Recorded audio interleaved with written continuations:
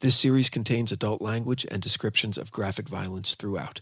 Listener discretion is advised. Cavalry Audio.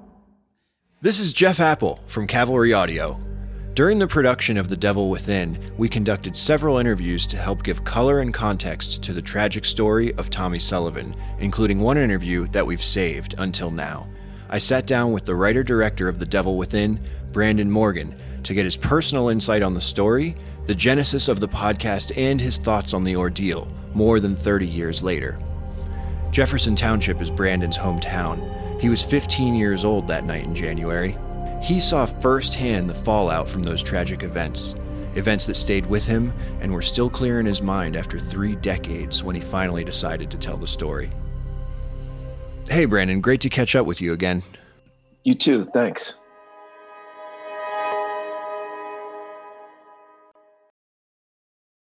So, the show focuses on the Sullivan family for the most part. What's not covered is you and your connection to the town and the story. Let's start at the beginning. When did you move to Jefferson?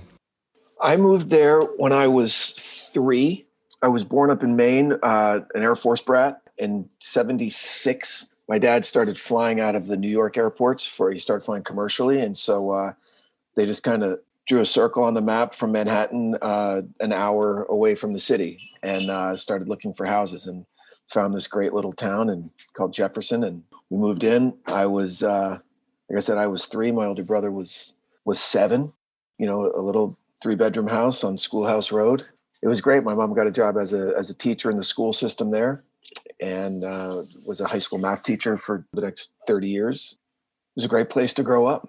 And listen, I'm biased because I love it there. And I'm sure it wasn't unlike a lot of other small towns across the country and across the world. But for me, it was the entire universe. It's where I made probably the best friends that I'll ever have. That's where, people and people know you. And it was the kind of place where everything made sense, where your family was there when you got home from school, where your friends picked up the phone, where you get on your bike in the summer and your parents say, be home at dark, and you're gone for 12 hours straight. I was talking to my brother and I'm like, what did we do for food? In the winter, we had these massive snowstorms and snow days and sleigh riding, and it was a perfect place to grow up. The friendships that you make there are friendships that last a lifetime. You just said that it's a place where things made sense. I imagine that was true right up until things stopped making sense. Yeah. So that was strange. There wasn't a lot of crime in town. I remember it was snowing. My mom and one of her best friends, Ann Kennedy, were at a local restaurant having dinner. Obviously this is way before cell phones or any of that. And later that night, my mom comes in and she's kind of freaking out. We're like, well, what's going on? She said she and Ann were pulling out of the parking lot of this restaurant and a cop car went screaming past them, almost hit them. And Ann was this very kind of rambunctious Irish, no nonsense kind of woman. And she says, you know what? I don't care if he's a cop. He shouldn't be driving that fast. We're going to follow him and I'm going to give him a piece of my mind. So they actually start following this cop. They get to the end of Schoolhouse Road. They take a right. And Ann's like, oh man, they're probably going to my house, because her kids weren't really immune to getting into a lot of trouble. And of course, the cop turns right on White Rock Boulevard. She goes, oh my gosh, they're going to my house. But then that's when they saw it. They saw, just before the Kennedy house, the Sullivan home. Every cop car, it seemed, in the world parked in front of this house. And they knew that something was really, really bad. Not unlike what Dave Esposito told you in your interview with him, as he was coming home from his girlfriend's place and just sees every cop car that we'd ever seen from our town and from all the other towns descend on this little house. And that's when the first thing that we heard was that Betty Ann Sullivan had been murdered and that the family was missing. That was the first thing we heard.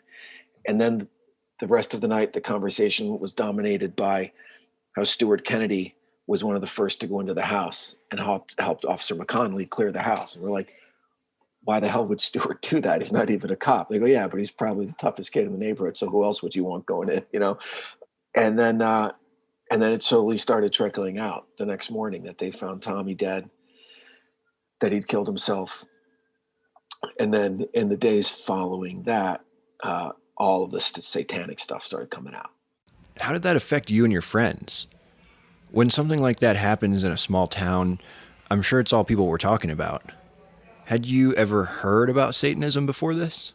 I've been thinking about that ahead of this interview. Like I think the most that I had heard was in just kind of a theatrical kind of way with like Ozzy Osbourne or that kind of stuff where I knew, like this way I knew that professional wrestling was fake. Like I knew that Ozzy Osbourne stuff was a show. But what was immediately the first wave of recognition that something was very different and fundamentally had changed in our town was I saw fear in my parents.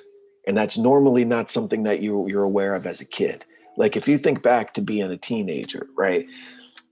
At least for me, my parents were still, they had their shit together, right? Like they were the problem solvers. If you had a question, that's where you went to, like they could figure things out. And the confusion and the fear in their faces where they were like, they would look at me and my brother. I was 15 and my brother was 18. They're like, it could be us, right? Like who knows who else in town this evil had touched and had affected? Because obviously Tommy's parents weren't aware that it happened to him until it was far, far too late, right? So parents were kind of like looking over their shoulders and going through our music and making sure that our school books were actually our books. Who were our friends? Where we said we were going to be? Where were we going on weekends? Because this was before cell phones, before any of that. I can't tell you how many times I would say, hey, you tell your mom you're sleeping over my house. I'll tell my mom I'm sleeping over your house, and we're going to take the train into the city. And so that was the first sign that things had changed, and then stuff in school was very different. Just with regard to teachers keeping tabs on you and making sure, again, it was all about who was congregating with who, what music you were listening to. Were you wearing concert shirts? Were you smoking cigarettes? Were you like, how were you dressed? Like everything was under the microscope, but and then within a month, because of the success that our local juvenile detective, Paul Hart, had with understanding the case and the national attention that he was getting, it created, again, like a national kind of dialogue. Then you have Geraldo Rivera set up on Tommy Sullivan's front lawn doing interviews with people. And for a little town like Jefferson, New Jersey, that never sought out the spotlight, that was a very, very strange time. The interview with the mayor was very surprising with regard to the warnings from the church about the potential danger surrounding Tommy's funeral. Were you aware of any of this at the time? No, and to their credit, we didn't. I'll tell you something. I learned that when you learned that, when I listened to the interview. Okay, that was something that was kept from the general public at large. I had no clue that there was any kind of discussion with the Archdiocese of New Jersey. I didn't know that they were advising the local law enforcement. I've speaking to people who were connected politically back then with the town, like they didn't know about it. And I don't know if that's a good thing or a bad thing, right? I'm sure that they didn't share it because they didn't want it to cause a panic, but also now as a grown-up, as a husband and a father, I would, if there was an imminent danger like that, I would want to know. They did what they did and they made their decisions and things wound up okay. But hearing the mayor, like you said, who was, a young cop at the time, reminisce about that was eye-opening for me. South Jersey has the Pine Barrens, but North Jersey has Clinton Road, which I could now argue is an even creepier, scarier place. Talk a little bit about your experiences over the years at Clinton Road.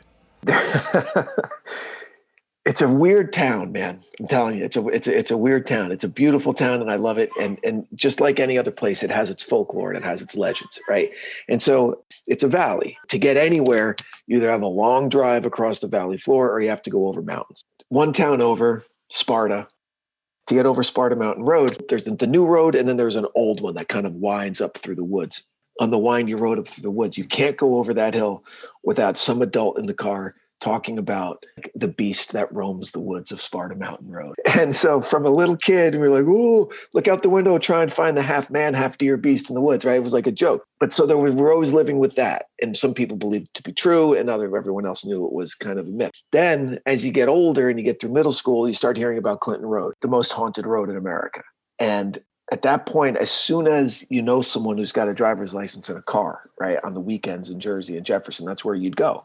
The older kids would bring beer and party or bring their girlfriends. But most of the time, it was just something to do to get an adrenaline rush, because it was scary as hell, because it's super, super dark. And you know how you build it up in your own mind as you're going out there, like, oh my gosh, there's ghosts. It's haunted. It's going to be crazy. And everyone in the car it's just this collective sense of anxiety that just builds and builds and builds.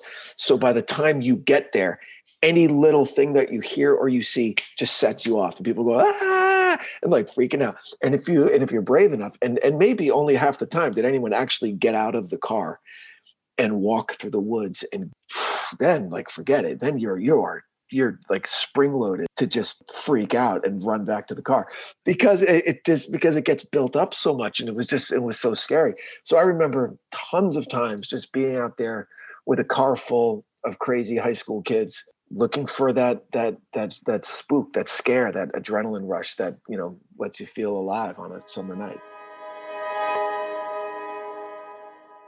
After years of fine print contracts and getting ripped off by big wireless providers, if we've learned anything, it's that there's always a catch. So when I first heard that Mint Mobile offers premium wireless service starting at just $15 a month, I thought, what's the catch? But after speaking with them and using their service, it all made sense. There isn't one. Mint Mobile's secret sauce is that they're the first company to sell wireless service online only. By cutting out retail stores, there's no crazy overhead costs that get passed down to you in the form of mystery fees. Instead, Mint just passes on sweet savings direct to you. I've had the service now for a few months. I live in Los Angeles, and I have tried it everywhere in this city, from the valleys to the hills to the freeways to the beach. It is loud and clear everywhere I've gone. All plans come with unlimited talk and text, plus high-speed data delivered on the nation's largest 5G network. To get your new wireless plan for just $15 a month and get the plan shipped to your door for free, go to mintmobile.com/within. That's mintmobile.com/within. Cut your wireless bill to $15 a month at mintmobile.com/within.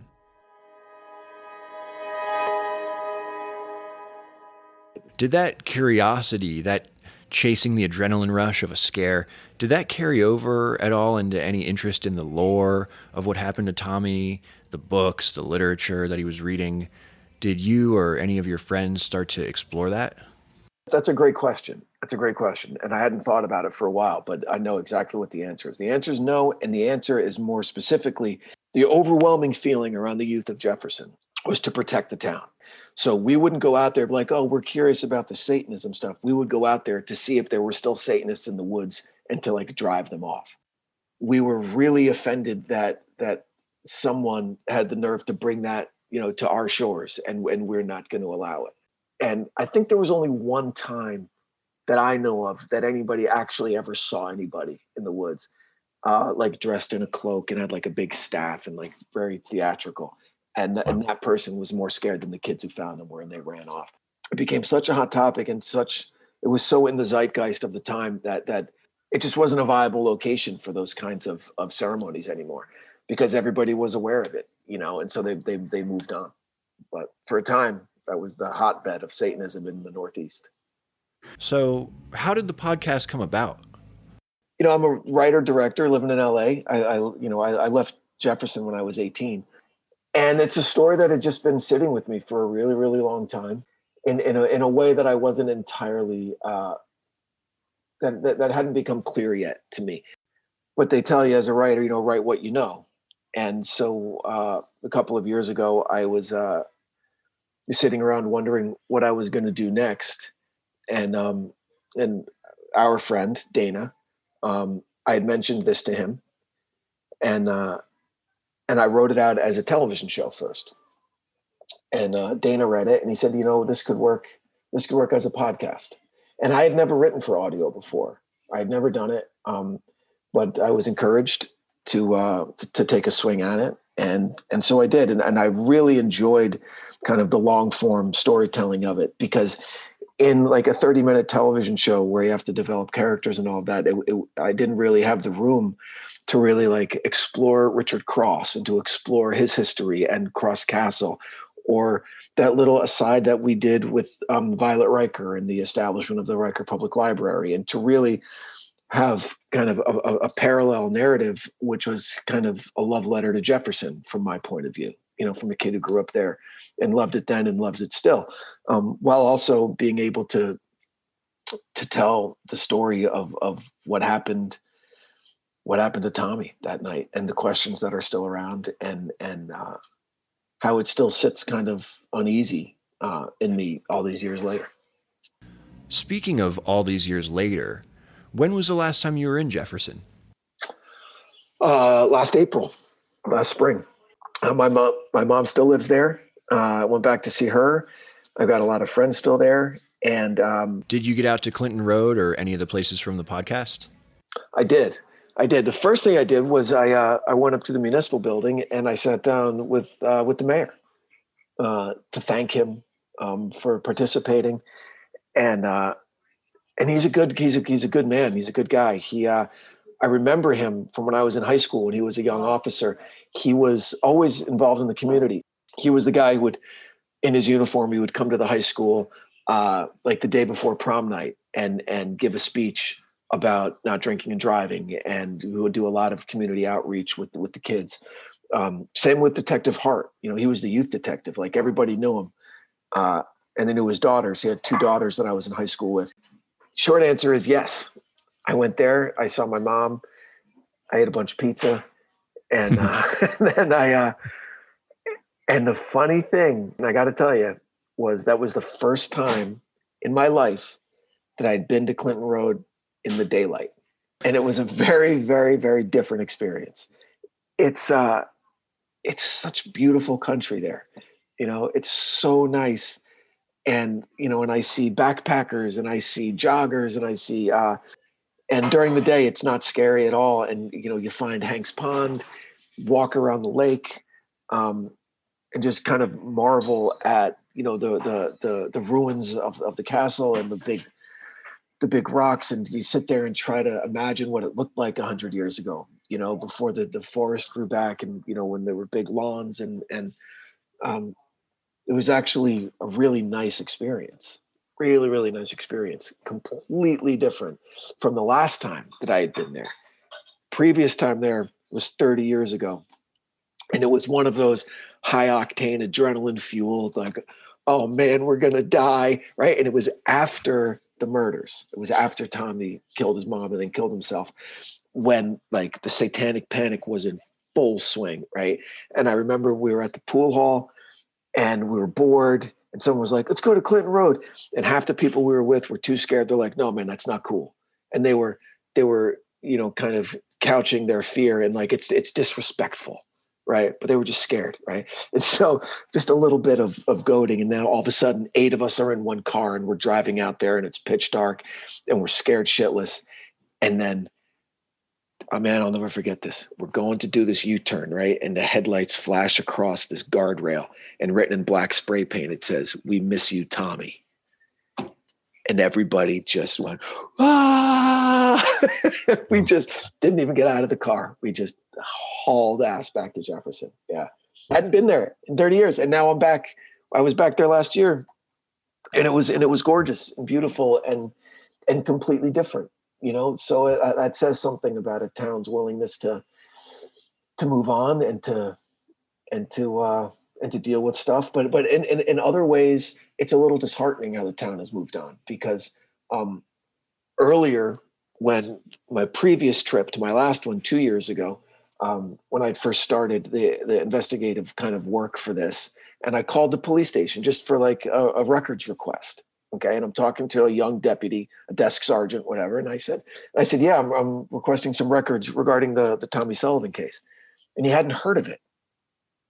He hadn't even heard of what had happened as a police officer in his town, like one of the defining crimes of Jefferson. And I had to explain it to him. And while I was on the phone with him, he Googled it in real time. He was like, oh man, that happened here. And that happened in White Rock? I'm like, yeah, you know your boss, the mayor? Yeah. He said he was one of the first officers on the scene. He goes, how could I have never heard of this? And I'm like, that's a really good question.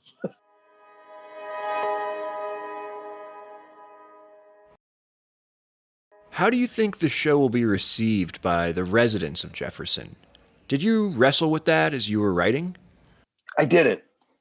I think it's a story that kind of needs to be told from a very selfish point of view, which we'll get to in a minute, but also the people that I involved in it, I chose very specifically because of their standing in the community still. You know, kind of like by association, if they're involved, the project is legit. So the Kennedys are held in high regard in the community still. Dave Esposito is a very well-respected man in town. Obviously, Mayor Will Susan has been working on behalf of the community for over 30 years. So I wish that that Detective Hart would have been willing to participate. I understand why he didn't. He got very, very close with surviving members of the Sullivan family and felt that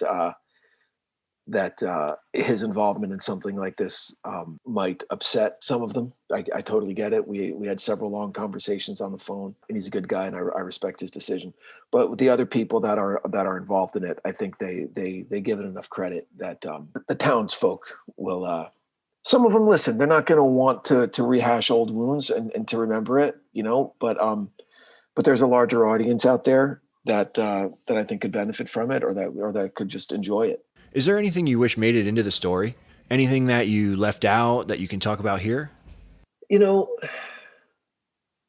I would have liked to hear Detective Hart talk about, you know, from an investigative, authoritative kind of voice, some of the more unexplained aspects of the case.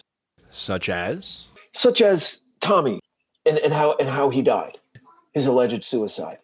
That still doesn't make sense to medical personnel who were there that night. The severity of his wounds. How could somebody do that to themselves? Because it doesn't make sense in a chicken or the egg kind of scenario, right?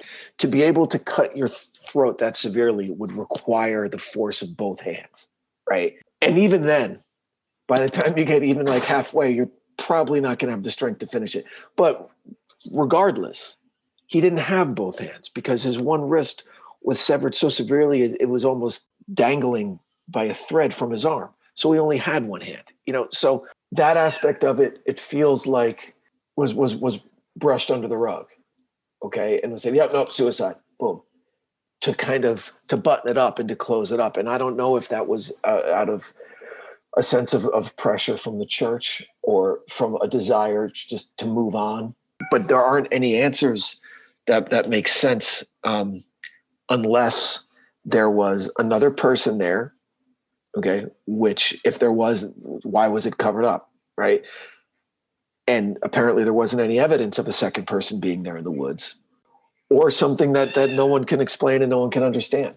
So I wished that we could speak to someone, a medical professional who could have looked at the police reports or the coroner's reports, but he was a minor and couldn't get any of those records.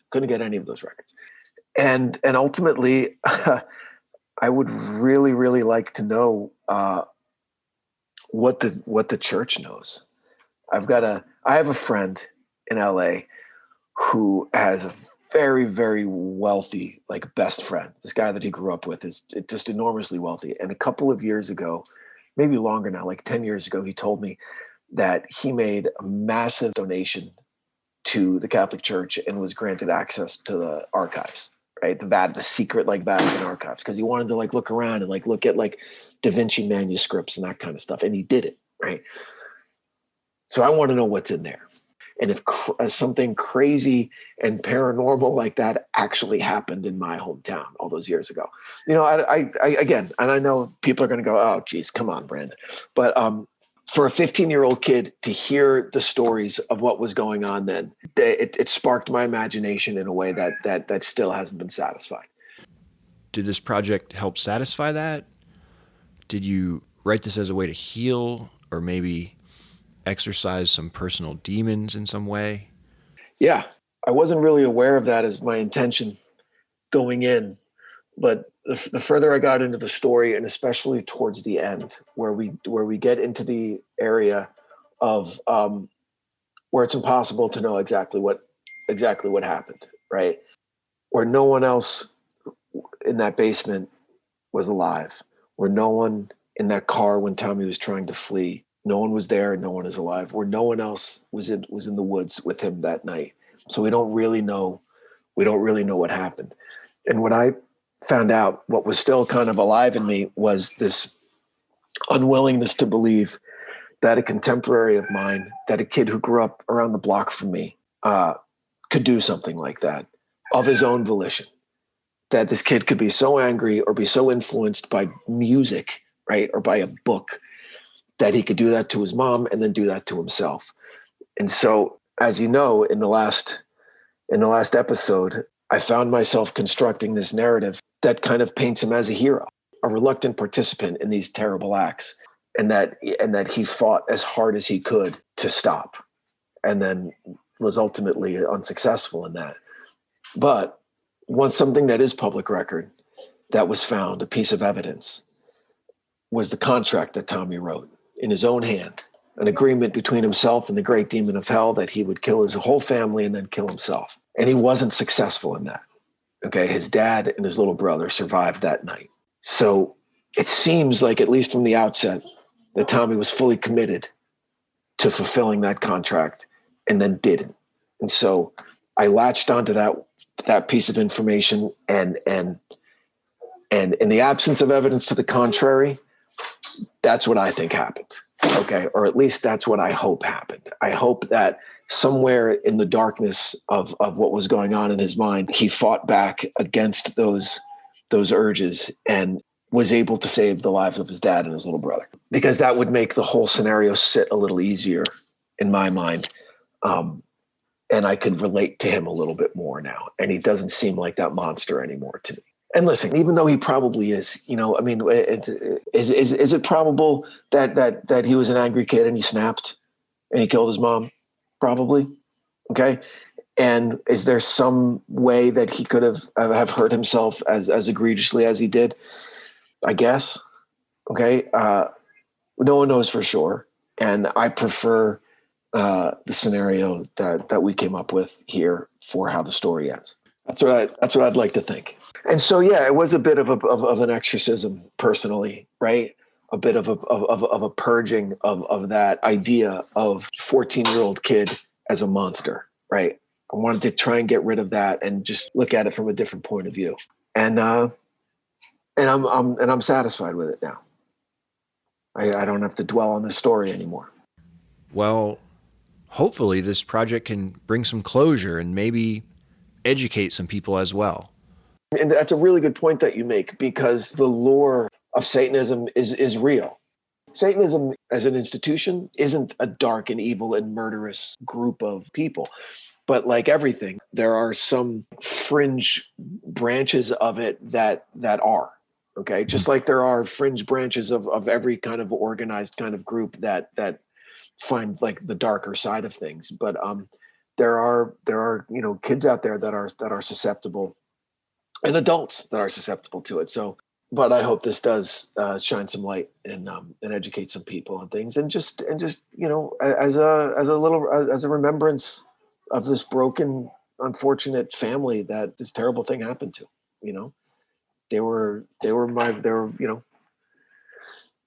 I was them, they were me. We're all, we call ourselves J-Town boys, right? Tommy was a J-Town boy. And anytime one of us falls, it's a loss. So thanks, Brandon, for allowing us into your home and for this interview. Well, I appreciate all of your work on it. I'm so proud of the show, man. So thank you. The more I think about it, the more I'm convinced that this was a story about an exorcism, not the one that the church believes it missed in the tragic case of Tommy Sullivan, but the one about a teenage kid who, along with his hometown, experienced a trauma that left a scar. that left questions that needed answers. A trauma that created a monster where a child once stood. Maybe deservedly so. But still, it was that image of a once innocent boy that somehow committed those horrible crimes. That image that lived for so long in the memories of the people who were there. The people who had to find a way to reconcile that image, that monster, with the boy they knew. The teacher who had to look in the faces of their students and wonder. The parents who questioned their safety in their own home. And yes, that teenage kid who every time I thought about Tommy, I just couldn't believe that someone my own age from the same town could do something so terrible.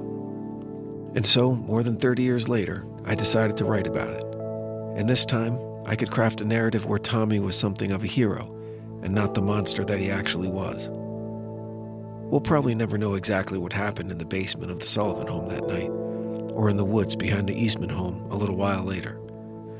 All we can quantify, for certain, is the tragic toll in lives lost and innocence shattered. And all we can count on is that the silent march of time will eventually erase even the harshest of memories.